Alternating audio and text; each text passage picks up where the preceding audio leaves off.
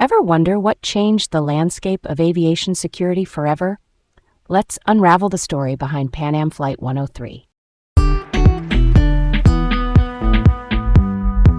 Hi, I'm Leah, feeling intrigued today and ready to dive into this topic. And I'm Garrett, feeling curious and eager to learn more. Welcome to Laid Back Learning with Leah and Garrett. Today we're talking about Pan Am Flight 103, better known as the Lockerbie bombing, a devastating mid-air explosion over Scotland in 1988 that killed 270 people and reshaped aviation security. Quick personal note, I once flew on a Boeing 747, and it's incredible to think how that iconic jumbo jet became part of such a pivotal moment in history. You look out those massive windows, and it's like pure wonder, and then you remember this story, and it hits different. Okay, let's set the scene for this one.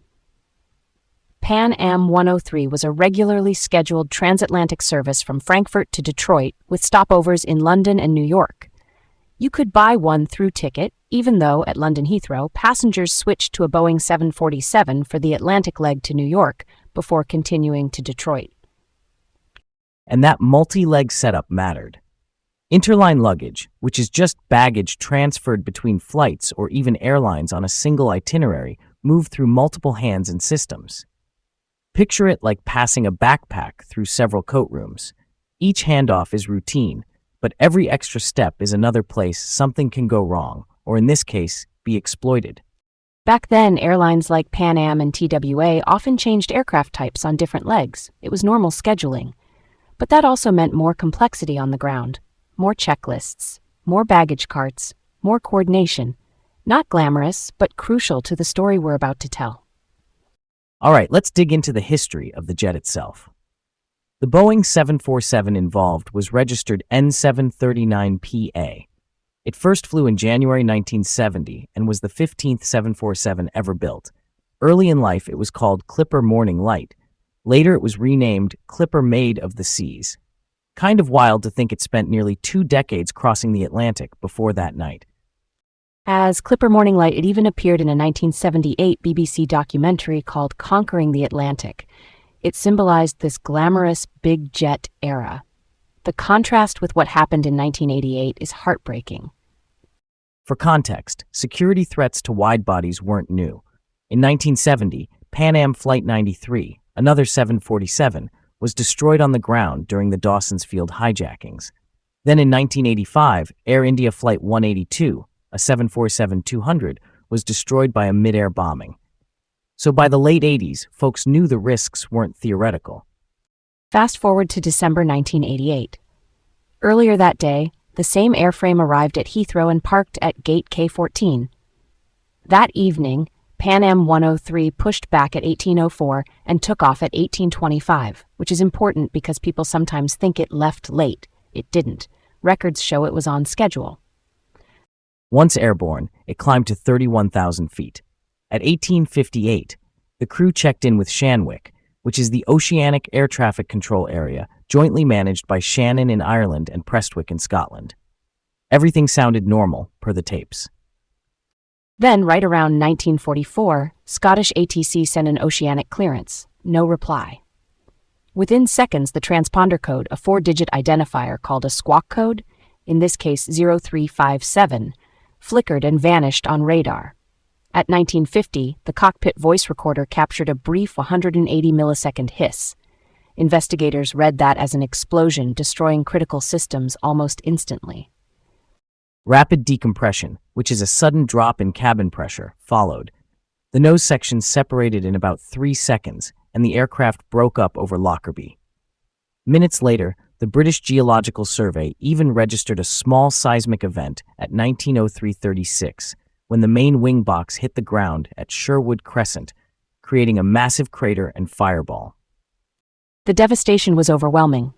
All 259 people on board and 11 residents on the ground were killed, many in Sherwood Crescent, 270 lives lost.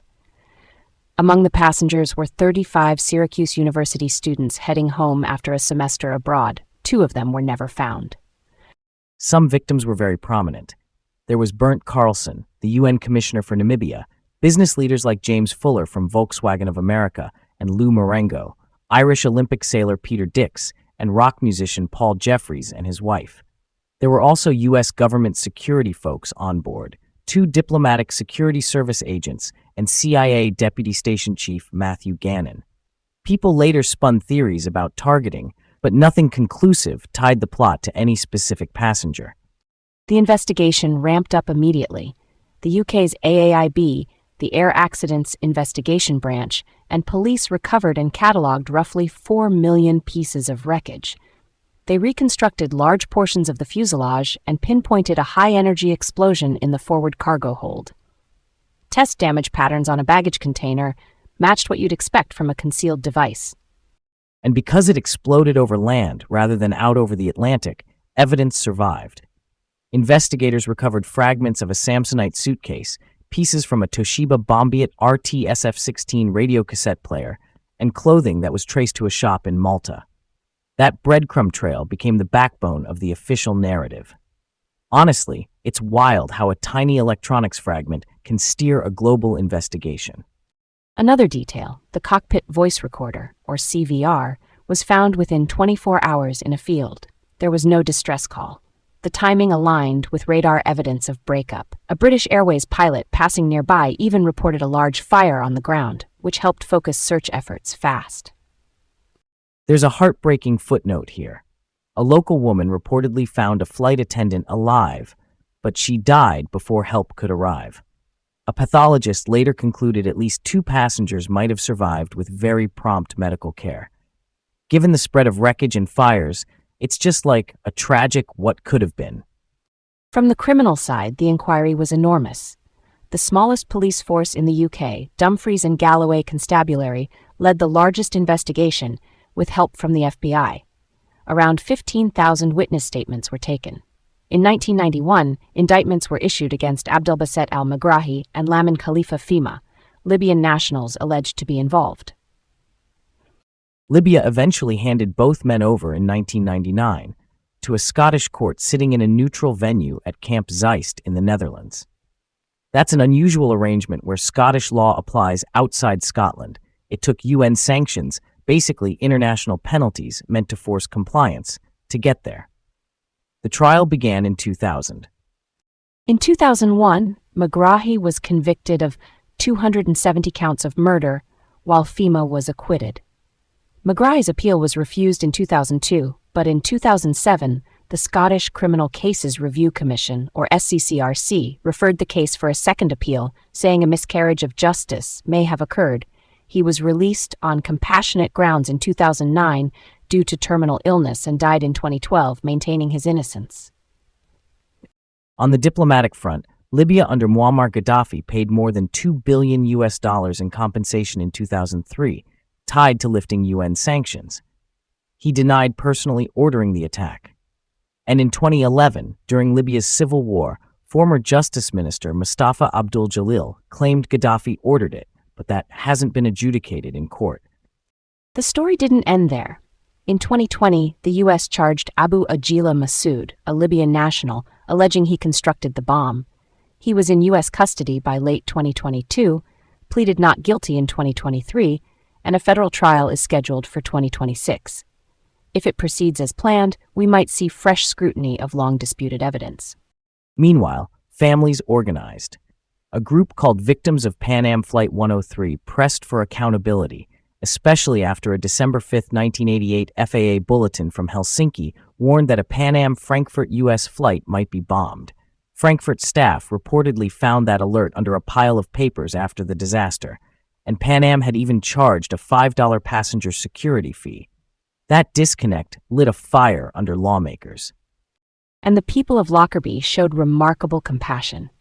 They supported responders and families, even washing and returning clothing once cleared by forensics. Those acts are remembered as part of the tragedy's legacy, alongside policy changes and courtroom battles. All right, let's dig deeper into the lingering controversy. Where did the bomb actually enter the system? The official UK and US position is that it originated in Malta, moved via Frankfurt, then on to Heathrow and the 747. Leah, I know you lean toward that path. What tips it for you? Here's where it gets really interesting. The forensic links are persuasive to me. Investigators traced baby clothing in the bomb suitcase to a Maltese shop. They tied electronics to a Toshiba Bombbeat radio cassette player, and there was a timer fragment connected to Mebo, a Swiss company whose devices were supplied to Libyan entities. Even if some details are debated, like chain of custody, that web of connections still points down the Malta-Frankfurt-Heathrow route. I hear that. I kind of tilt toward the Heathrow placement theory, though. People like Dr. Jim Swire, a prominent victim's relative, have highlighted security vulnerabilities at Heathrow's Terminal 3 on the day. If a device could be introduced there, it sidesteps some of the contested links in the Malta path, especially given that identification evidence from Malta had inconsistencies. Why does the Heathrow angle feel stronger to you than the interline baggage chain? Is it mainly the station security gaps or the witness issues from Malta? Both.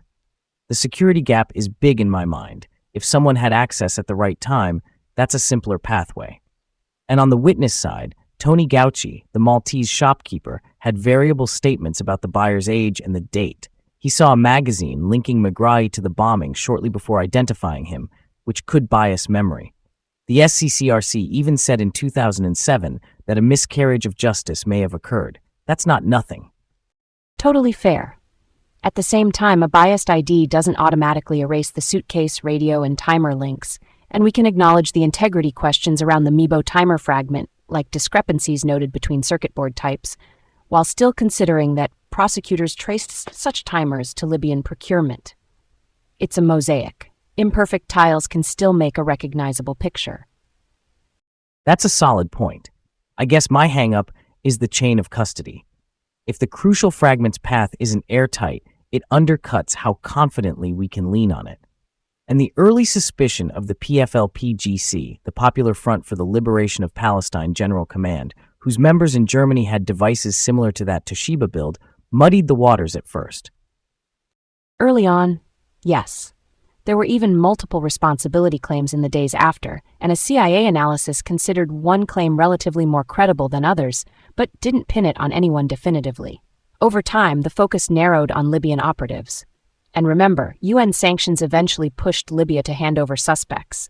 Later, Gaddafi's government paid compensation tied to acceptance of responsibility, even as he denied ordering it. So maybe we're both circling the same truth. The official case is stronger on paper, but the Heathrow vulnerabilities keep that door open. I'll say this, with Abu Aghila Massoud, alleged bomb maker, now charged and awaiting trial, we might get fresh answers that either reinforce the Malta path or make Heathrow harder to dismiss.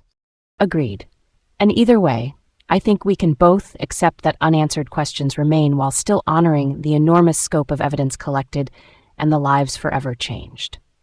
Before we shift, a quick nod to how this story lives in media. There's an episode of Mayday, Air Crash Investigation, titled Pan Am 103, that walks through the timeline and the forensics. And it's kind of surreal that this very airframe showed up in a BBC documentary years before, from aviation icon to case study in how investigators piece together a catastrophe. Let's play a counterfactual. What if the bomb had detonated over the Atlantic, as many believe was intended? So much evidence would have sunk. No timer fragment to argue about, no clothing to trace to a specific shop, maybe no Samsonite fragments. The ability to prosecute might have evaporated with the debris. Right. Without that forensic trail, the investigation could have stalled at the level of broad suspicion. Lots of geopolitics, little courtroom traction.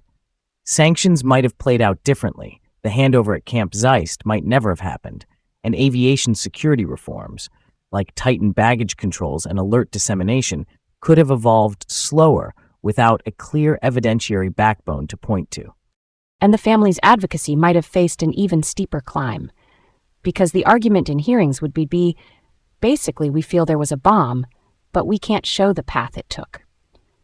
Real talk, that accident of geography over land rather than water changed history. It's awful to say, but it made possible the scale of reconstruction and the legal steps that followed. It also underlined how systemically vulnerable aviation security was. Even with that Helsinki warning sitting there, the alerts didn't translate to decisive station action. If the evidence had been lost at sea, that lesson might not have been learned as sharply or as fast. Kind of a chilling thought, but yeah, that's one for the memory bank. Thanks for joining us on this deep dive into history. Stay curious, and we'll catch you next time on Laid Back Learning.